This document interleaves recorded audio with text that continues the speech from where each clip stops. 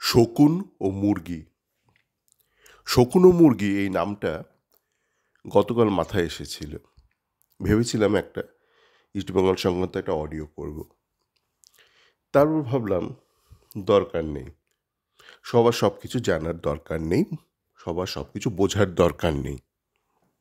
কেননা ধরুন এই বিদেশে যে একটা এডুকেশন সিস্টেম আছে সেখানে একটা লেভেলের পর কেউ ধরুন কারিগর বিদ্যার দিকে চলে যাচ্ছে, যেটা হচ্ছে আমাদের ইন্ডিয়াতে যেটা বলা হচ্ছে ভোকেশনাল ভোকেশনাল লাইনে, হাতের কলমের কাজ। কেউ কেউ ধরুন আরও অ্যাডভান্সড এডুকেশনের দিকে যায়, এরকম ভাগাভাগি হয়ে যায়, সবার সব কিছু শেখার বা পড়াশোনা করার দরকার নেই। কিন্তু আজকে সকালে ঘুম থেকে উঠে দেখলাম ইস্টবেঙ্গল একটা ফ্যান একটা লেখা লিখেছে আমাকে ব্যক্তিগতভাবে। তো তারপর ভাবলাম তাহলে ব্যাপারটা নিয়ে একটু আলোচনা করা উচিত। আমি যেটা বলবো ভেবেছিলাম, আজকে দেখলাম সে সেটাই আমাকে লিখেছে। দেখুন, শকুন বলছি তার কারণ আমি বলেছি আমার আগের অনেক অডিওতে বা টুইটার চ্যাট ফোরামে যে ইস্টবেঙ্গলে বেশ কিছু ফ্যান আছে যারা টুইটারে ধরুন খুবই অ্যাক্টিভ, কেউ কেউ ইউটিউবেও রয়েছে। তারা বিভিন্ন এজেন্টের হয়ে দালালি করে, পেশাদার দালাল তারা। দালাল বা ছোট দালাল যাই বলুন আপনি, সাব এজেন্ট, ব্রোকার। তো তারা চেষ্টা করে বিভিন্ন প্লেয়ারকে কী করে ইস্টবেঙ্গলে ঢুকিয়ে দেওয়া যায় বিভিন্ন স্তরে। কাউকে ধরুন বলছে আই লিগের খুবই একটা সাধারণ মানের প্লেয়ার, বলছে দুর্দান্ত প্লেয়ার, একে নেওয়া হোক, এরকম বলতে থাকে। তার ফলস্বরূপ কী হয়, যেহেতু ইস্টবেঙ্গল বেশ একটা ফ্যান বেস আছে, তাকে যদিও না ইস্টবেঙ্গলে ঢুকানো যায়, সেই যে একটা হিড়িক তোলা যায়, সেটা করে হয়তো অন্য কোনো একটা আইএসএল টিমে তাকে ঢুকিয়ে দেওয়া গেল। যেমন চেন্নাই এরকম অনেক আছে, মুম্বাই তো দেখবেন প্রত্যেক বছর কিছু গোছ প্লেয়ার ঢোকে, গোয়া এরকম কিছু, বা উড়িষ্যা, সব জায়গাতে এদের একটা সেটিং আছে। এবার ইস্টবেঙ্গলে চেষ্টা করাটা সুবিধা শুরুতে, কেননা ইস্টবেঙ্গল নিয়ে আলোচনা শুরু করলে ইস্টবেঙ্গল অনেক ফ্যান আছে, তো প্রচুর মুরগি ফ্যান আছে। তারা ককর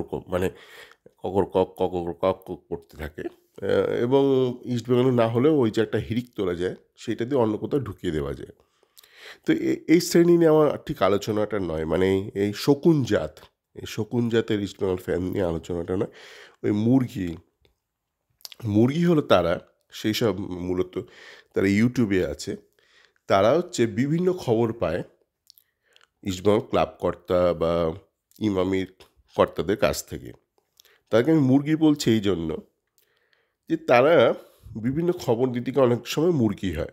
তো মুরগিটা খারাপ নয়, আপনি জানেন যে এর খবরের সূত্র হচ্ছে ক্লাব কর্তা বা এরকম, তো অনেক ক্ষেত্রে হবে না, যেমন আপুইয়ার ক্ষেত্রে হয়নি ব্যাপারটা, আবার দিয়ামন্টকেসের ক্ষেত্রে হয়েছিল, যেটা ঘটনা।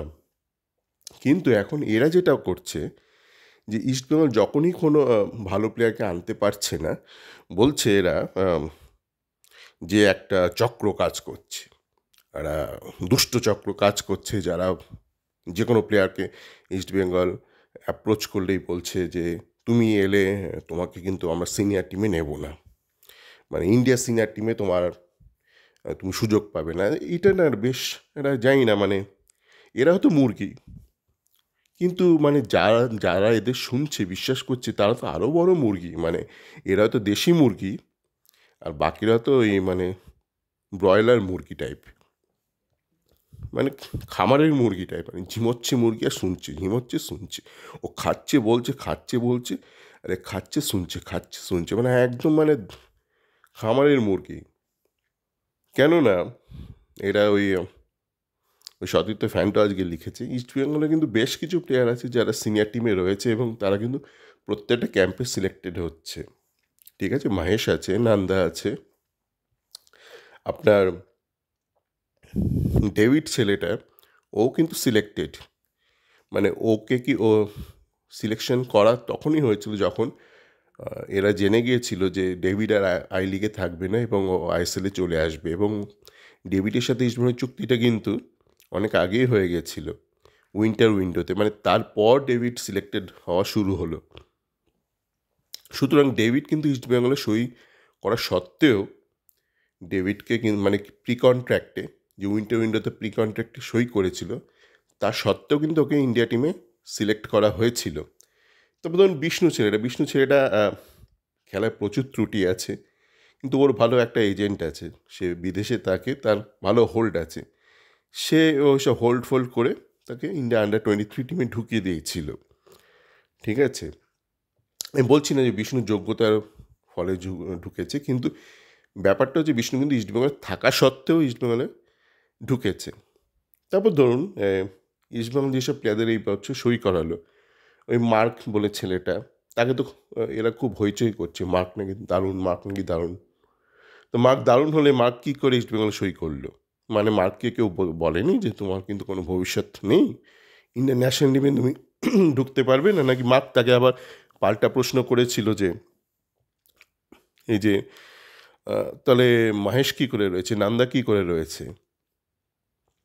তারপরে এই প্রভাত লাকড়া, মানে কি একদম ফেলে দেওয়া লাকড়ি ফাকড়ি টাইপ কিছু, মানে প্রভাত লাকড়া তাহলে কেন সই করলো? মানে ওর মনে কোনো ইচ্ছা নেই, মানে বাসনা নেই যে ইন্ডিয়ান ন্যাশনাল টিমে খেলবে?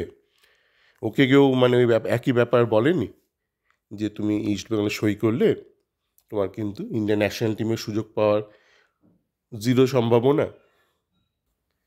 আচ্ছা, মানে এই ব্যাপারটাও তো হতে পারে যে একটা অল্প বয়সী ছেলেকে যখন অ্যাপ্রোচ করা হয়েছে, সে হয়তো বলেছে, মানে আমি ধরুন যদি কোনো ফুটবলার হতাম,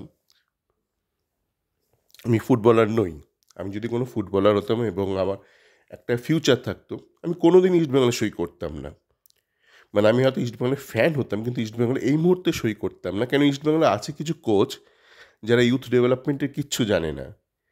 মানে আমি এটা কিন্তু বহুবার বলেছি, কোনো বিচক্ষণ অল্প বয়সী ছেলে চট করে ইস্টবেঙ্গলে সই করবে না, যদি না সে জানে যে তার অন্য কোনো একটা অবলম্বন আছে খেলার অগ্রগতি বজায় রাখার। ঠিক আছে, যেমন আমি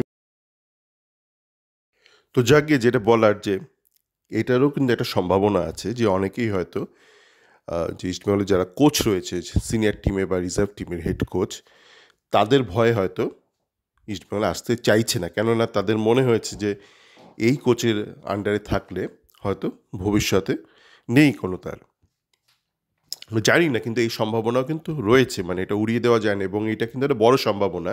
কেননা আপনারা দেখবেন যখনই কোনো প্লেয়ারের সাইনিং হয়, তখন কিন্তু কোয়াদ্রাত বলে বেড়ায় যে এই প্লেয়ারটা আমার প্রজেক্টে খুব খুশি হয়েছে, মানে আমার প্রজেক্টে দেখে তার খুব মনে ধরেছে।